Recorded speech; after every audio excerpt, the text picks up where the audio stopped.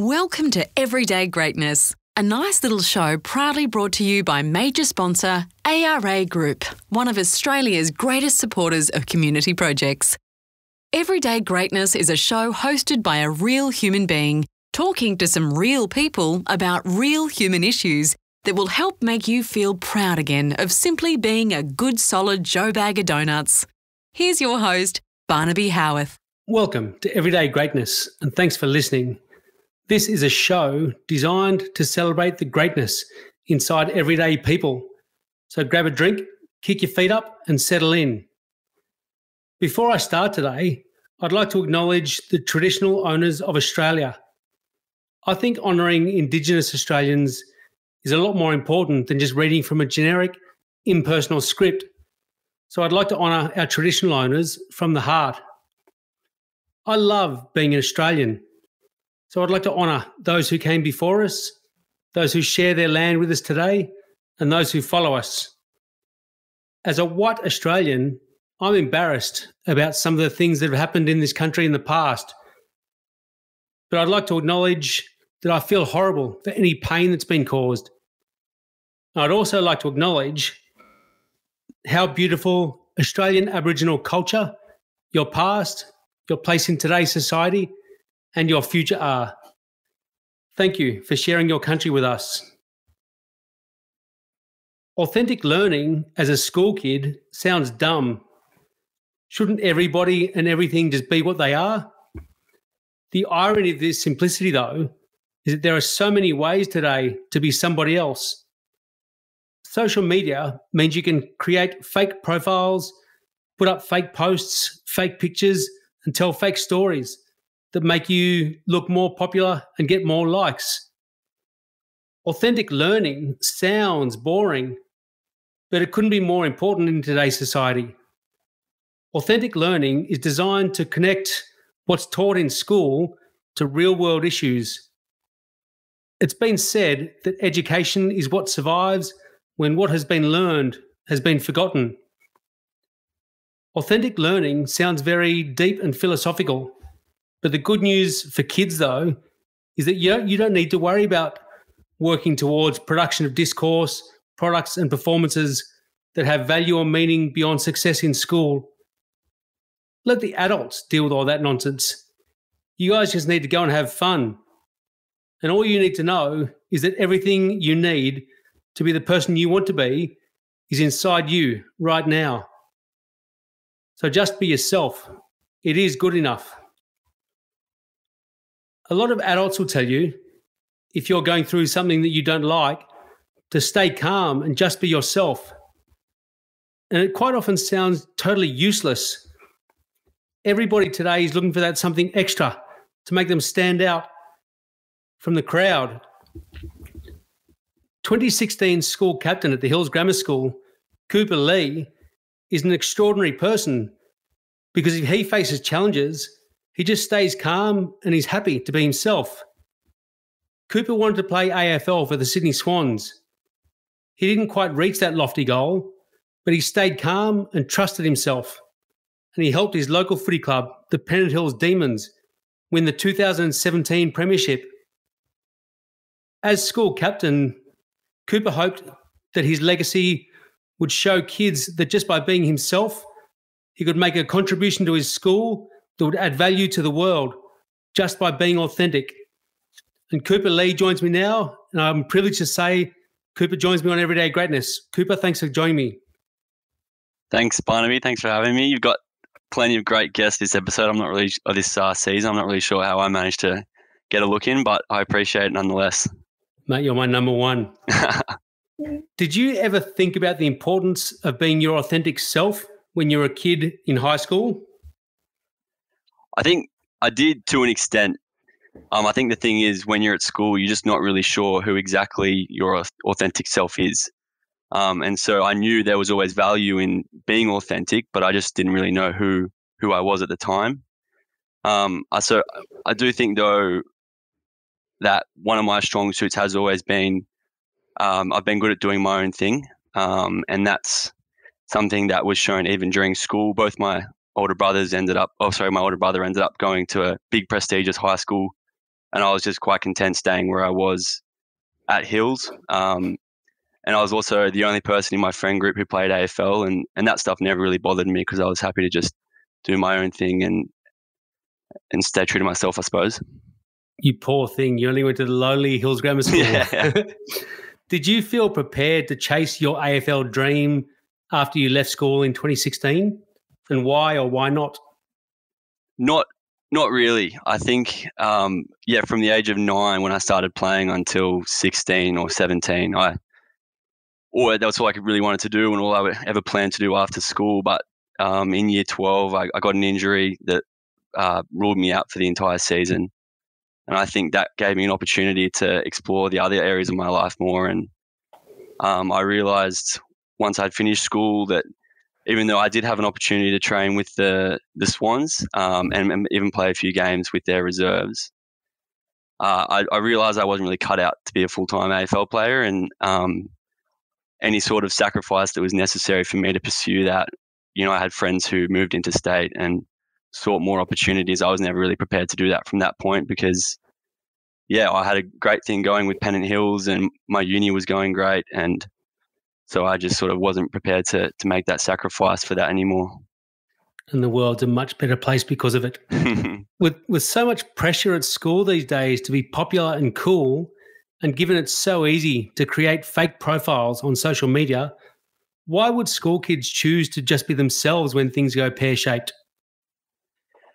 Well, I think looking back now and having not been in a schoolyard for over 5 years, the obvious answer is just for their mental health and for happiness. And obviously this was what this podcast talks about, but everyone hears it growing up that, you're much happier when you are yourself. I think it just goes back to what I was mentioning earlier, where you're just not really sure at school who that person is. And, you're impressionable and you're unsure. And that means I think kids tend to then look towards the more confident kids for guidance on what is the appropriate way to behave and how to go about things. And the confident kids don't really know what they're doing either. I think it's more the blind leading the blind. And so that's when kids realize that, actually once they have those experiences and figure out who they are and what they like and what they don't like, and when they stick to that, that's when, they become most fulfilled and get the most out of life. Given that there's so much uncertainty in school kids, do school kids have the confidence to tell their mates to pull their heads in if they're being tools?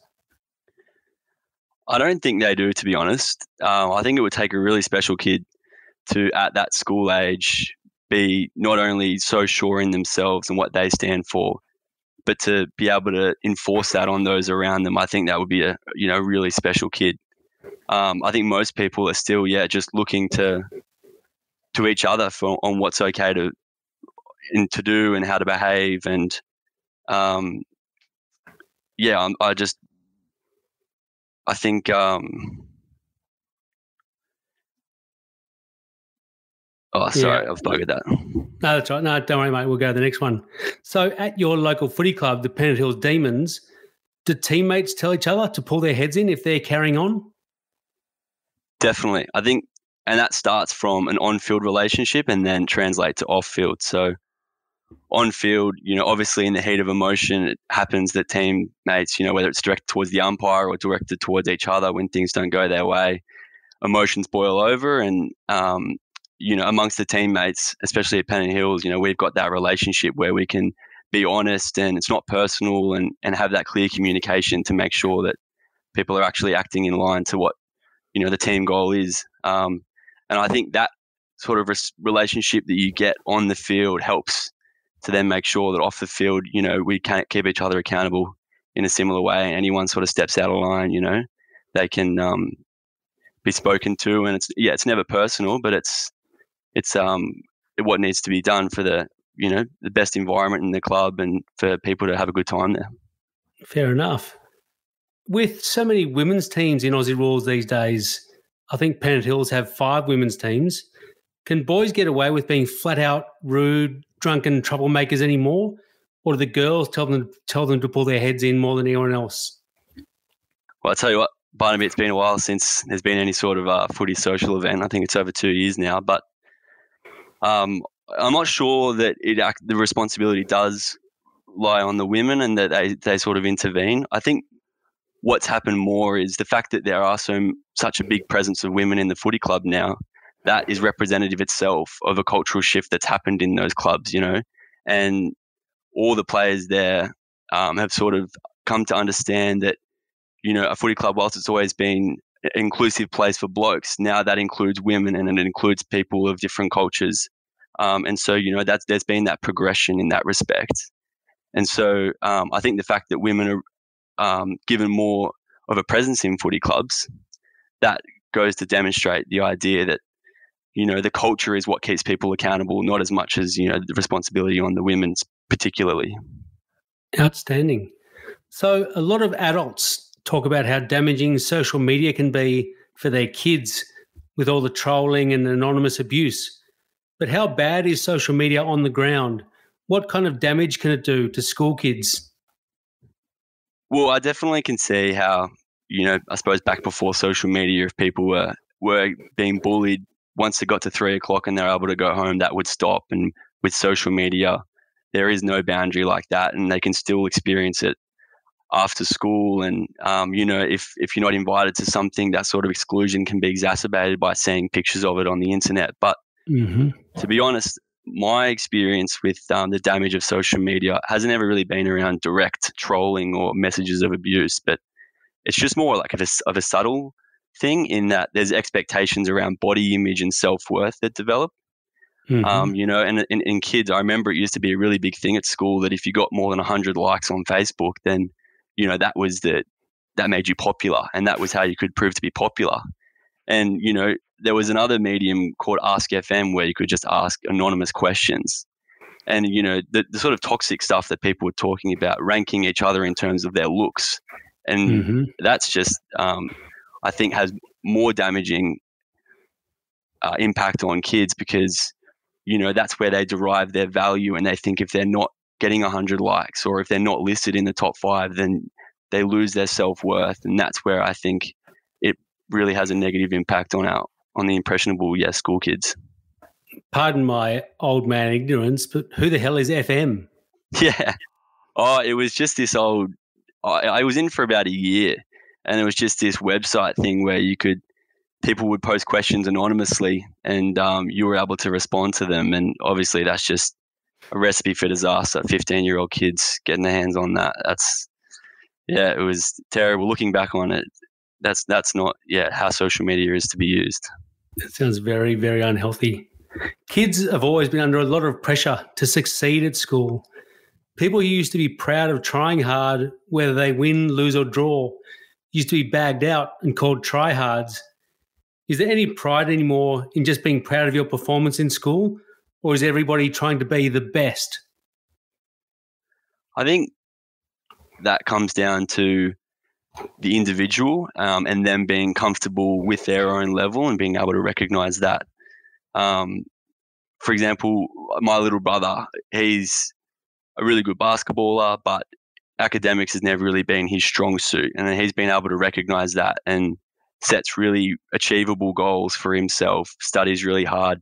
And when he gets that, he's proud as punch. And even though, he's not getting marks that lawyers or aspiring doctors would be happy to be getting, he shares them frequently in the family group chat and is, really stoked with that work. And I think that's something that school doesn't really foster enough. I think the way the school system's designed is it only really rewards people for being the best.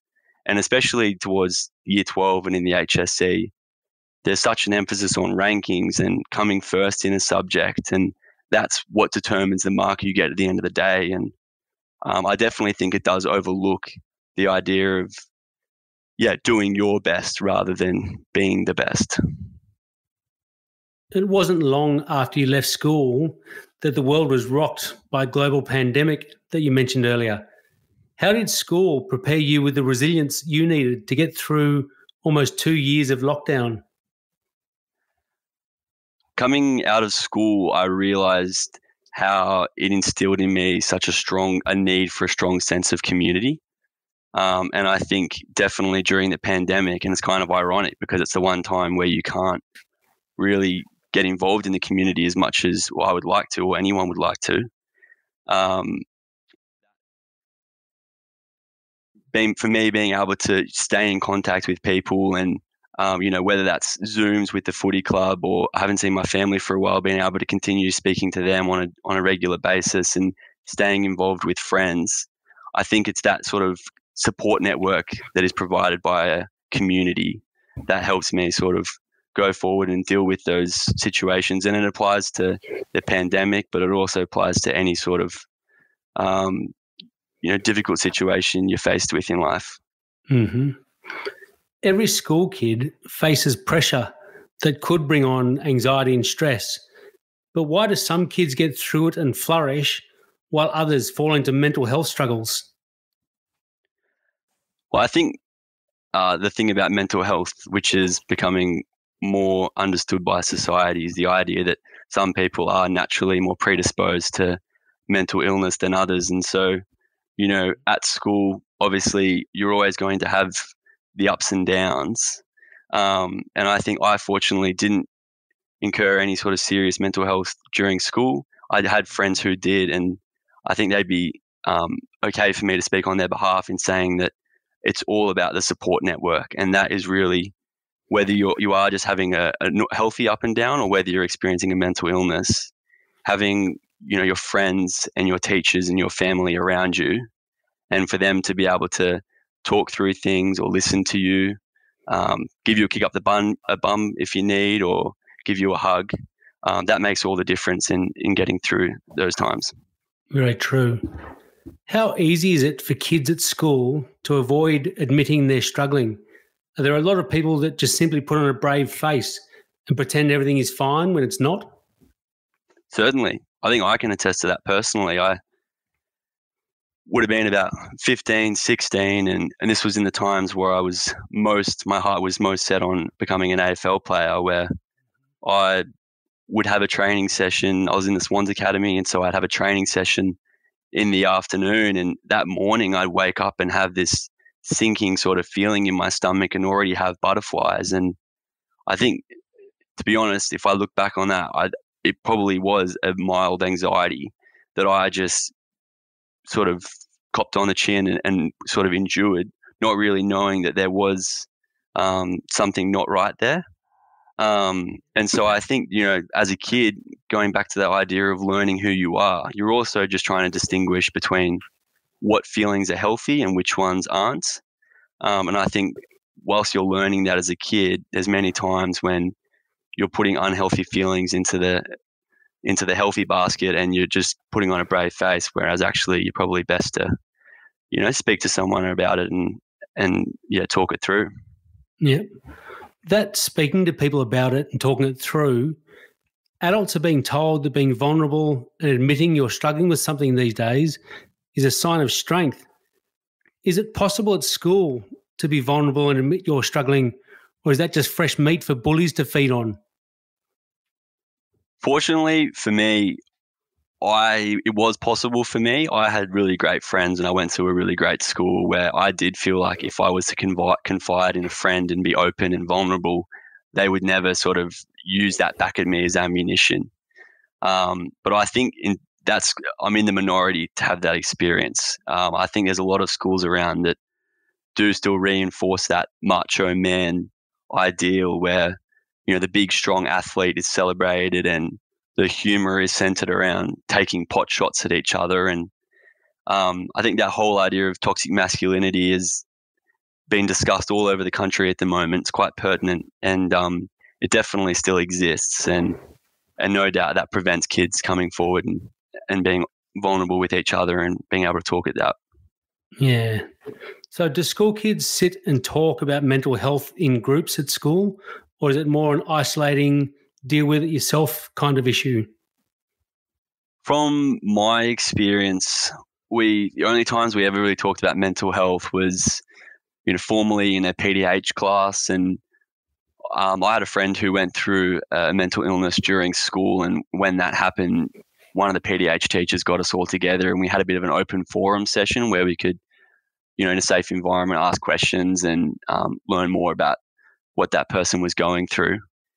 in terms of, with friends informally at recess or lunch, definitely weren't having any conversations around that. And I think that just goes back to, we just assumed that everyone was okay, and not that we wanted someone to suffer on their own, but we just assumed that, everything was fine with each other. Did you have any teachers in particular at school who just made you feel good about the life you were living today and not have to be anything extra special? For sure. I reckon Barnaby teachers encapsulate the premise of this podcast and that idea of everyday greatness.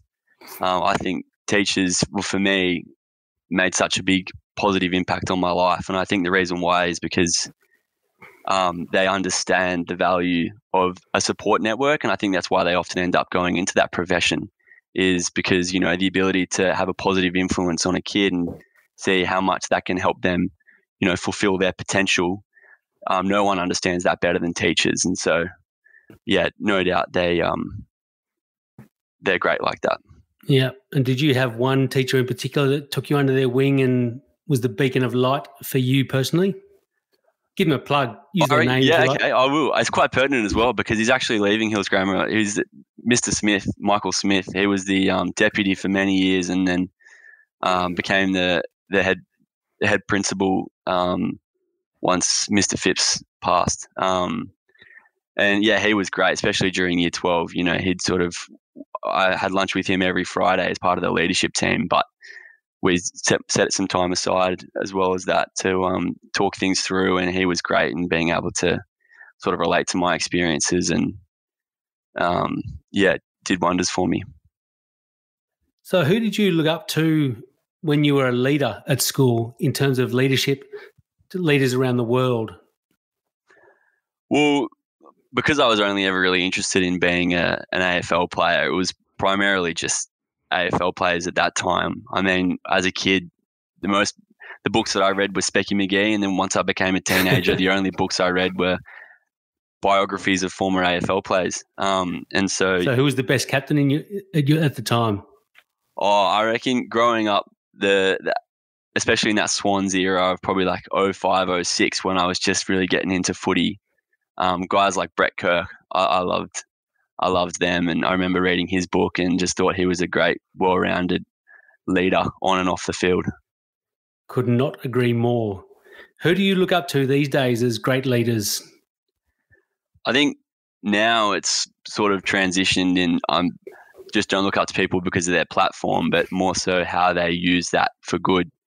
And so Adam Goodes, for example, is an example of an AFL player who was obviously very good, but more so what he's been able to do for racism and Indigenous people in this country, and how he's made that at the forefront of people's minds is, that's amazing how he's been able to transition that platform into doing something for the greater good. And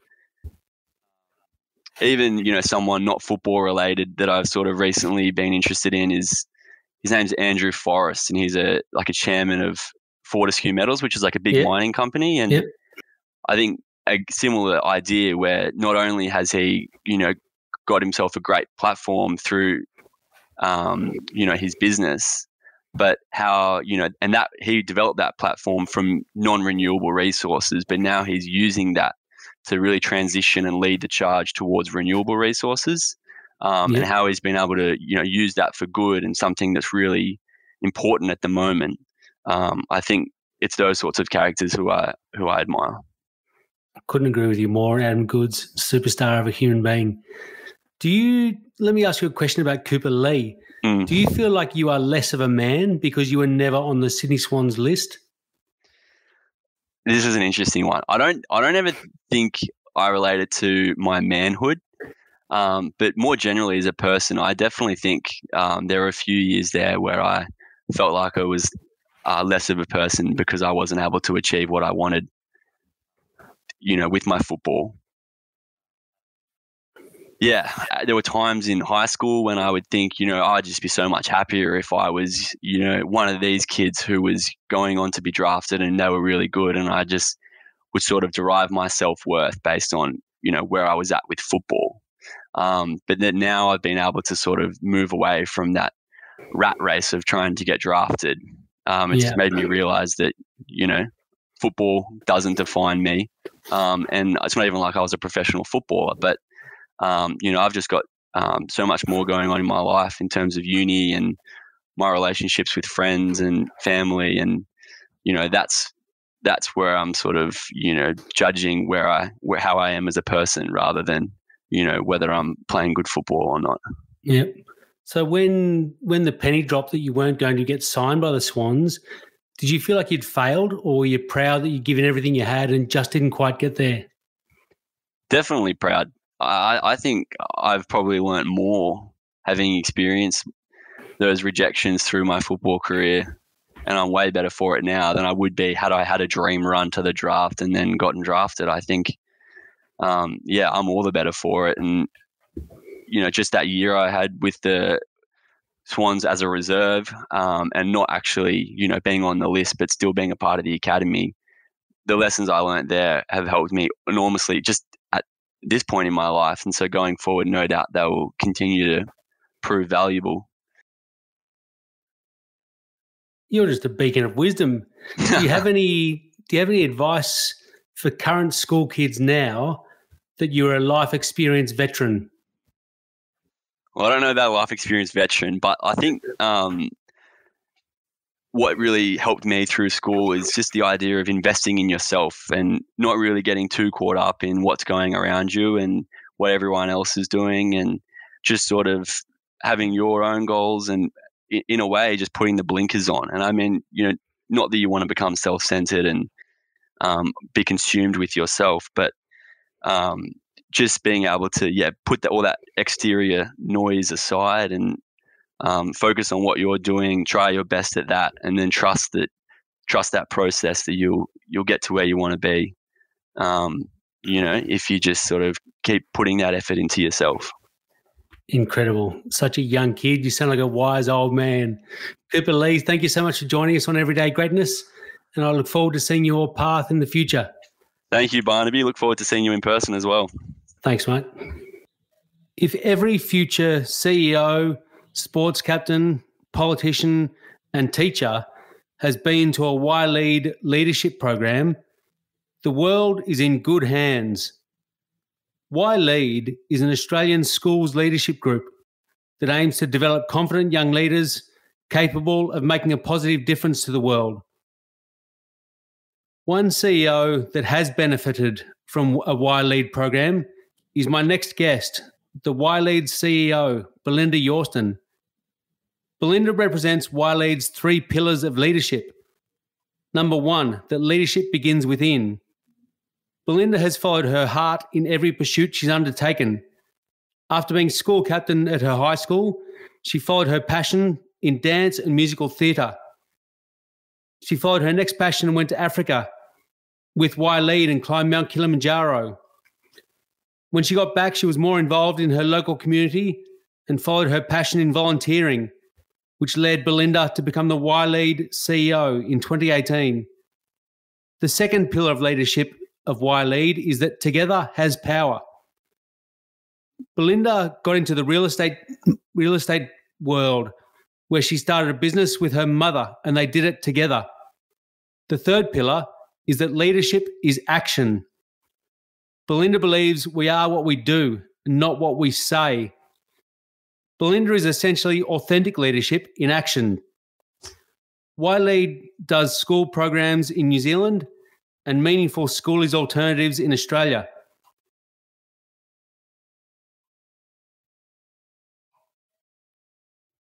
Belinda now offers all the experiences she experienced herself with Y-Lead as the CEO and offers it to all school kids in Australia and New Zealand. It's a pleasure to say that Belinda YORSTON joins me now. Belinda, welcome. Thank you, Barnes. That was probably the best intro I think I've ever heard. I felt like I was on these are the days of your lives. So I'm very grateful. Thank you so much. No problem. I hope you look forward to the days of our lives questions. When you were at school, did you devote any time to thinking about the importance of being your authentic self? This is such a good question, and obviously it's been a little while since I have been at school, but I walk into a school every single day at YLEAD and with my team, and I just came off the back of our 9 a.m. team meeting, and a lot of my team are a lot younger than I am. So I did a survey and I got them to kind of raise their hands for those that would agree with that statement or say, yes, they did think about what their authentic self was at school. And it was split. It was sort of half and half. And I think a lot of our conversation was around the fact that at school, it's quite challenging to step into who you are because you have so many of these different pressures around you in regards to peer pressure, and you're still really discovering who you are at 15 to 16 years of age, even that latter end of school. And so some people expressed and said yes, they did, and that was mainly because their school offered experiences for them to delve deeper and ask themselves some of those questions and identify who they wanted to be. Others also said yes, but probably didn't realize that term or that phrase or identify it with authentic self. They said it was more, they just had this feeling that some days that they couldn't be themselves, or they realized they weren't being themselves because maybe they were doing things because their friends were doing them, not because it was something that was important to them or something that they wanted to do. And so I think that kind of led me to remembering, definitely when I was at school, and I reflect on this often when I'm working with young people, particularly around that age of year 11, I worked out that I liked people and I wanted to spend more time with different people, not just the same ones every lunchtime. And so quite often off the back of one of my classes, I studied dance at school as well. And so I had great friends in my dance class, but it doesn't mean that they were my social friends. And so walking from dance to lunch, sometimes I might have hung out for a little bit longer with those girls or that group of friends that I'd made in my dance class. And by the time I got to my social circle, honestly, some of them would look at me and question me as to where I had been and who I'd been hanging out with. And those were the moments where I think I started to realize that, there's some differences here in our values and our morals and who we are. And it's quite difficult to navigate as a young person, which is why I'm so passionate about the work that we do as well. If the results of your extensive survey was about 50-50 in understanding the importance of being your authentic self, why is being authentic so important in school kids today? Such a good question, Barnes. I think it's important because, as we know, you and I are more experienced in the real world now than when you are 10 years of age or 13 years of age or 17 years of age. We start to identify and realize that life is about discovering and creating it for who and how you want it to be created. And there isn't this one set in stone pathway that you're expected to follow or should follow, and that's going to guarantee you success. I was just having a chat to one of my friends this morning about success itself and the fact that it is so different and defined so differently for so many people. And you have to get comfortable with that. You have to learn to accept that and learn to embrace that it is different. Your version of success might be very different to my version of success. And those that do start to define that and unlock that in their lives, I believe, are the ones that tend to lead a really passionate, successful and content life. And a lot of people, and a lot of young people these days, are actually looking for happiness and contentment. And in my experience, I think that's when you discover it, is when you feel comfortable in your own skin and you can embrace the world that you're a part of and the world and the life that you're creating. So that's why I think it's probably pretty important for young people to start to explore it. That was a very diplomatic way of saying I was old. I'm experiencing real life. So tell me about YLEAD. How does YLEAD help kids feel there is value in just being themselves? Such a good one too. One of the biggest challenges we see with young people is there aren't enough opportunities and aren't enough spaces for young people to tap into what that authentic self looks like and who they are at their best and who they are at their core. Because for so long, in our junior lives, we're being told to go and do things or go and try things, or we're subjected to whether our parents say, yes, you can go and play AFL, or whether our parents say, no, you can't be a part of the choir. And so for all that whole lot of that time, a lot of it is based around someone else dictating for us what we can and can't do.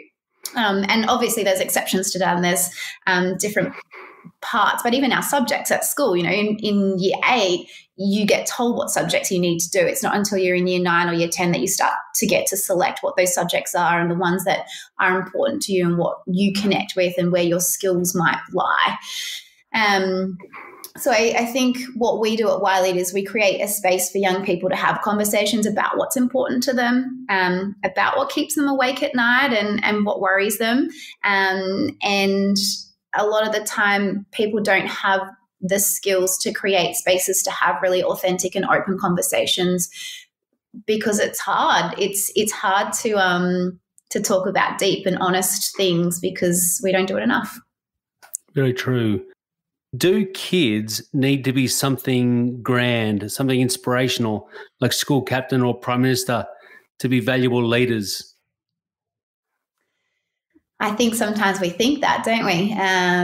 But no, our whole philosophy at YLEAD is that, you know, leadership is any action that makes the world you touch a better place. It's not about a badge, a title or position, but it's about being really aware that no matter who you are, you have impact and you have influence on the world around you. So, you know, many people listening are a child or a son or a daughter, or maybe you have children of your own. Lots of you will be in a workplace. I hope you have incredible friendship circles. And so all of those parts of your world and your life, you have impact and influence on. And through your daily actions, you actually can inspire others to be more and to do more. And so I think that goes back to the very beginning of why it's important for young people to discover their authentic self, because your authentic self is those things that make you unique and make you you. So if you're someone that is really humorous or carries a lot of humor, you can take that into your workplace and lighten the mood and make people smile at times of high stress or concern. If you're a very kind person, you can tap into that kindness and make sure in the evenings when you're going home to your loved ones, you spend that time with them to make them feel loved and make them feel like they've contributed to your world that day and you're really grateful for having them in it. So no, you don't need a badge, a title or position. And, you know, we get really good examples of bad leadership as well with people in those positions. And so I'm really passionate about a world of stronger role models for young people, establishing that you don't have to be in a high profile position to be a remarkable leader. You can be someone that every day walks into a space with the intention to make that space better than it was before you arrived. That sounds like a good world to be in. Let me ask you about small behavioural actions. Is there any weight in the phrase, life's not about whether you win or lose, but how you play the game? Is there any point in kids worrying about how they conduct themselves? Wouldn't it be more important just worrying about what they conduct themselves in? Such a big question in so many different ways.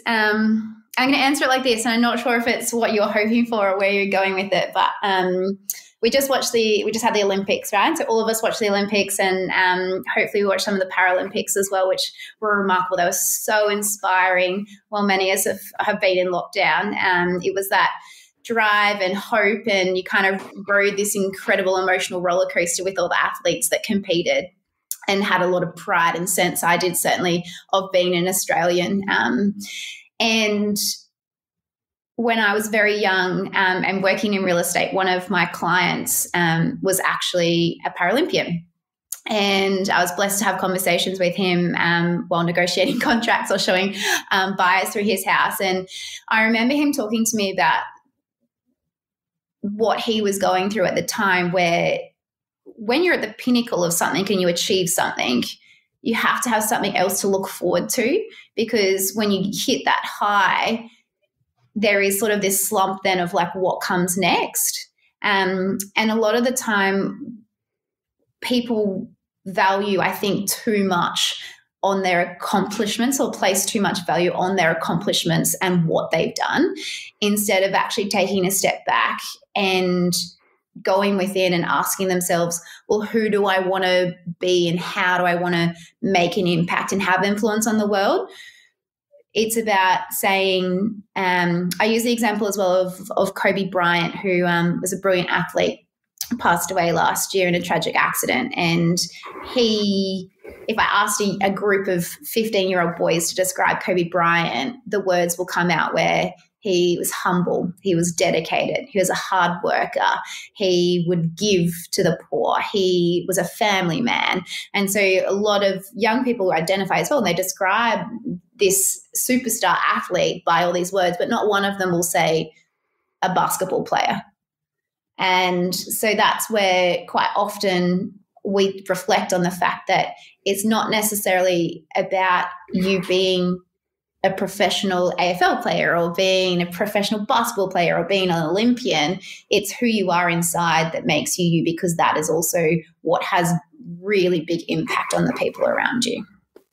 A lot of people might say these small behavioural things, giving good back to the world, is just a waste of time. Isn't it so easy these days just to say you've been a good person on a made-up social media profile? I think that's one of the problems with the world at the moment, isn't it? Because as I said before, there's so much influence that social media and posting something like that is having so much of an influence on so many people. And obviously I'm very passionate about young people, so on young people in particular. But a lot of the time they know that it's fake. The challenge is knowing that it's fake and not actually having the skills or the tools to have a conversation that is below surface level, which is what we do at YLead, empowering young people with those skills to have those conversations, to go, yeah, this is pretty funny, isn't it? But actually what's on the other side of the coin? And they are becoming really aware of it now. And when you asked me that first question of if I considered who my authentic self was at school, to be honest, I don't think I would have known what that phrase was then. But the amount of young people that I work with that are so aware now absolutely blows my mind and inspires me every single day. And they are really aware of the hard work that goes in behind the successful results, and that not everyone has a good day and some days are bad days, and that is all part of being human. It sounds as though views have shifted a lot over the generations then. When I was younger, because I'm such an experienced world person now, I used to think I had to change the world to consider myself a good leader. But it seems as though kids nowadays realise that just adding small goodness is enough to be proud of themselves. Would that be true?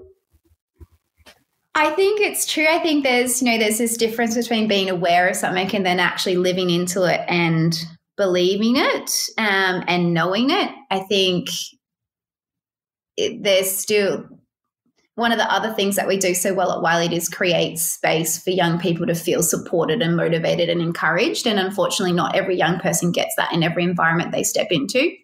And so they may be aware that those small actions count. They become aware of it through our programs and our experiences. But also they still need that little nudge or that push to be better and do more and be unafraid to dream big. And I think that is a really important part of, I come back to role models again and environments that we create. Beautiful. Why is authentic learning a thing nowadays? Shouldn't everybody just learn the way that feels natural for them? Yeah, interesting question.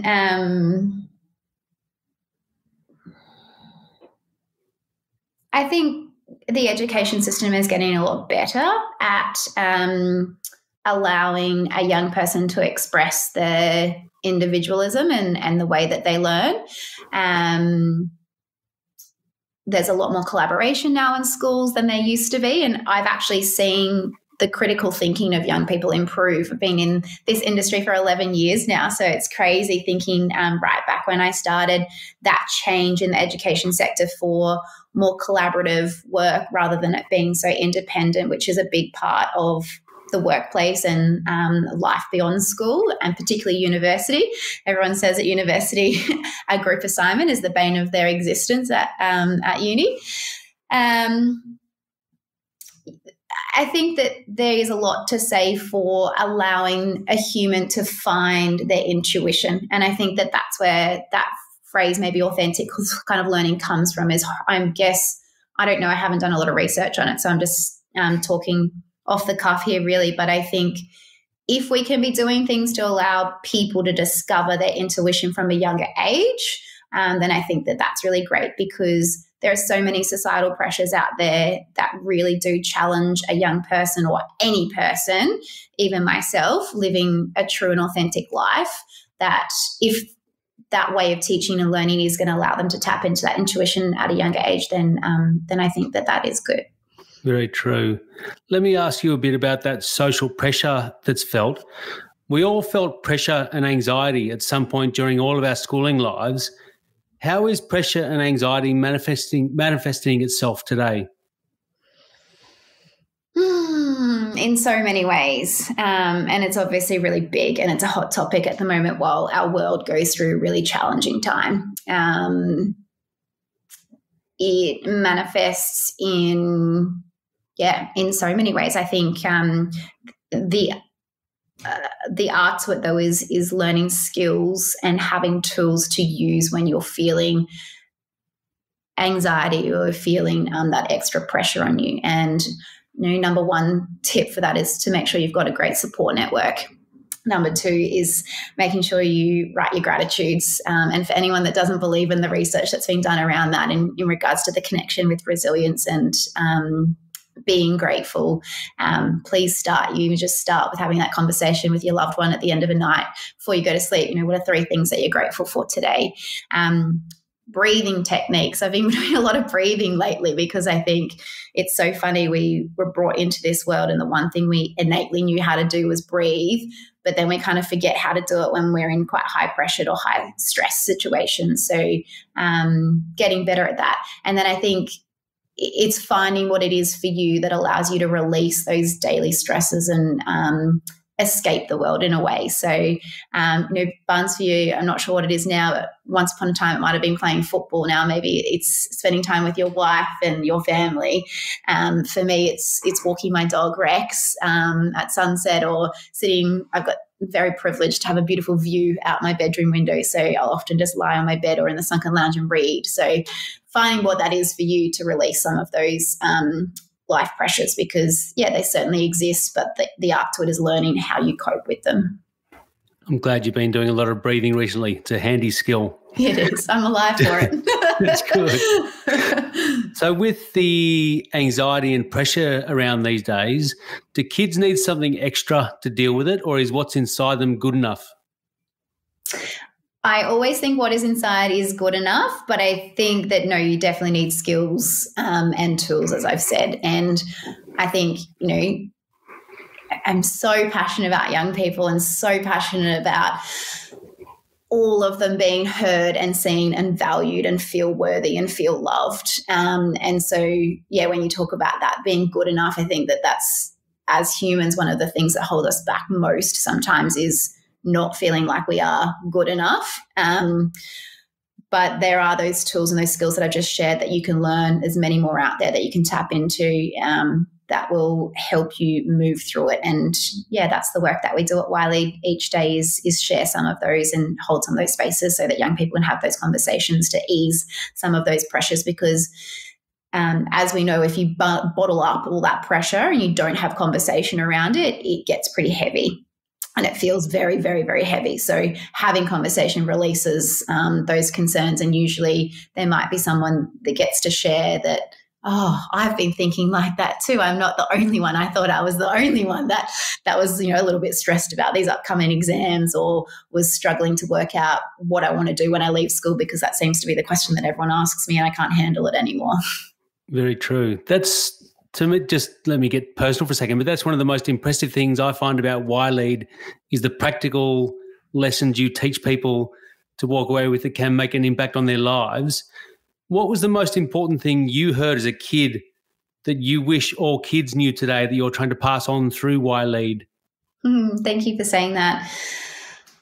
Oh, this is a really tough question because I think there's just so much.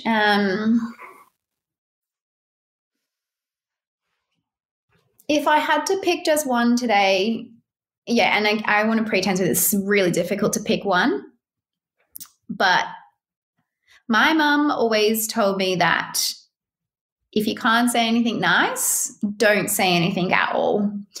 And perhaps we should coin that phrase now as if you can't type anything nice, don't type anything at all. Kindness will go a long way in our world today, and we all have the power to be kind, and that ripple effect of kindness is absolutely huge, and it can be as simple as an act of genuinely asking someone how they are. We just celebrated Are You OK Day, which is awesome that it's so big on our calendars now. Kindness could be actually congratulating someone when they make it into an elite sports team and you didn't quite get there yet. Like, that takes courage. But I think acting with kindness does take courage, and we can do those small acts every day to make a really big difference. Very well said. Without naming names, have you seen any kids who, when they turned up to the Y-Lead conference, looked like they were really struggling, but after learning the things you taught them at the conference, they went on to do things they didn't believe they could have done before? All the time. I'm actually getting quite emotional thinking about that like nearly every day, and in so many different ways. It's such a privilege to do what we do, and I'm so grateful for my team that lead so beautifully and create these environments that really are life-changing for young people. I'm sure you've experienced as well, Barnes, when we had the opportunity to travel to Tanzania and climb Kilimanjaro. That's a big example of someone I never thought.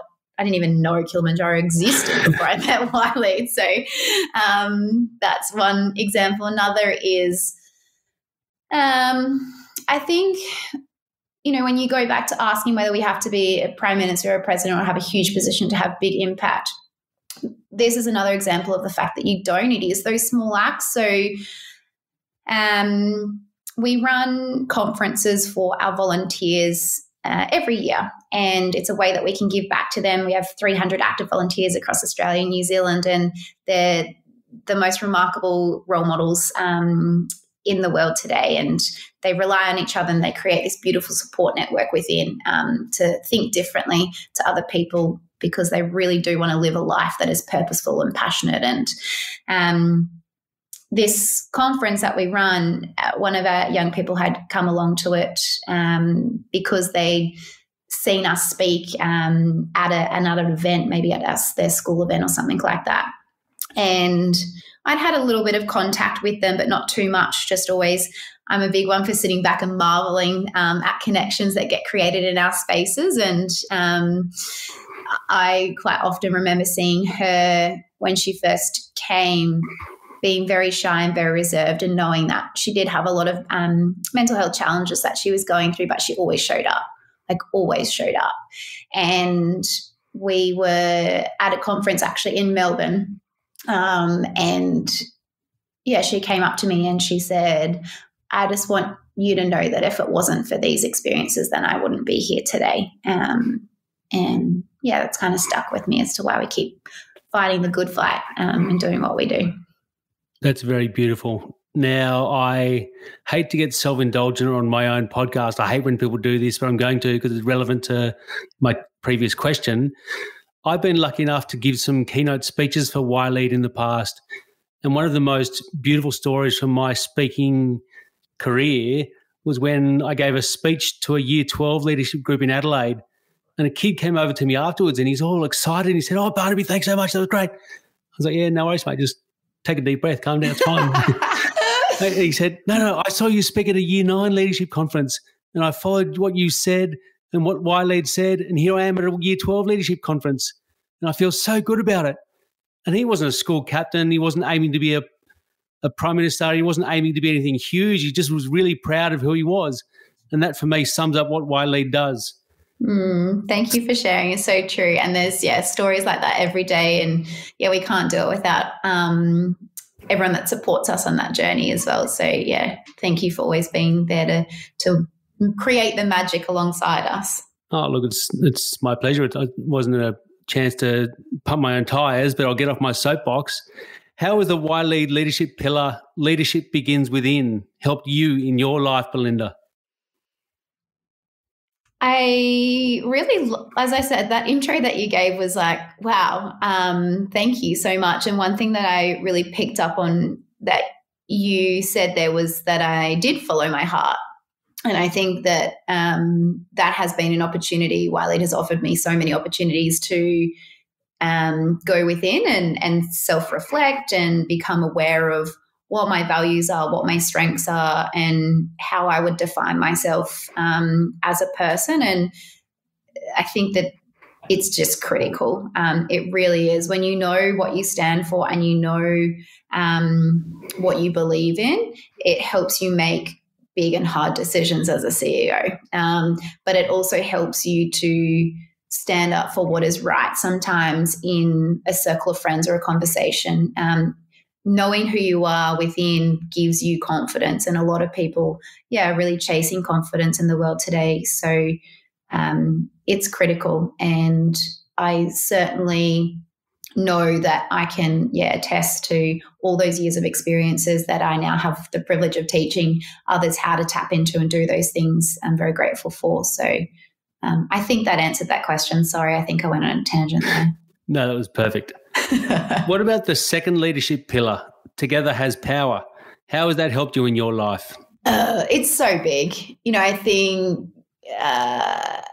I was definitely what you would classify as a high achiever at school. I was teacher's pet for like 6 years in a row, to the point where one year they even told me that they couldn't give me the award because I'd had it so many times. And so in that instance, when you do like to take on a bit of control, I think. And I know that I've learned the hard way in leadership that it's certainly not about controlling situations, or it's not about having all the answers, or it is sometimes around, influencing and leading and having conviction in your vision. But you can't achieve that vision or get to that vision without a team around you. And teams are ridiculously powerful when you can create an environment like we do at Wiley, which is a culture of, there's no shame in making mistakes. There's no shame in sharing ideas. We know that when an idea is shared, it might spark another idea, which is going to help us build an even better concept or a better idea, and we can do that together. We would not be who we are as an association without the support of our community, or without, the support of our team. And as you just shared, without, all the people that make our village, like our guest speakers. So teamwork really, really does make the dream work. And we are moving into a world of more collaborative approaches. And, sometimes I work with Year 12 students in leadership roles that get it better than some of the corporate members of the world that I've met before. They get it, and they're really starting to hone into it and appreciate strengths and weaknesses in a team and the power of team and community. Sounds like the world's in good hands. And what about the third leadership pillar? Leadership is action. How's that helped you in your life? I was privileged enough to just get off a Zoom call last night with 15 of our New Zealand whānau, so our family in New Zealand that are our volunteers over there. We just had to postpone our Rangatira, our New Zealand conference, but we're still touching base with them to prep and prepare and train our volunteers. And someone said to me their biggest learning from their YLEAD experience was the acknowledgement of actually grabbing opportunities and taking action on them. And you might be a little bit scared or a little bit tentative about stepping up, but you never know where that door will lead, or when you grab one opportunity or lead to another opportunity. But if you just sit there and you don't take any of those opportunities, you're never going to grow, you're never going to develop, you're never going to get to that place that you want to get to. And whether you admit it or not, we all do have desires, and we all should have desires, and we all should dream about them. And so action is the key that propels you from where you are now, to where you should be, could be, or deserve to be as well. And I honor people that take steps outside their comfort zone. Action is key. Nothing happens without it. There's also that analogy of, if a pilot set off from Australia and put the little longitudes and latitude directions into their machine, because I've heard they fly themselves these days. Don't know about that though. But if they just got one of those, degrees wrong, honestly, that can change someone's life, because that plane might not end up in Dubai where it was planned to go. It could end up on the other side of the world in a different location just by that small, simple action. And it has the power to change, your life and the lives of those around you. Belinda Yorston, you're an incredible human being. Thank you for everything you do.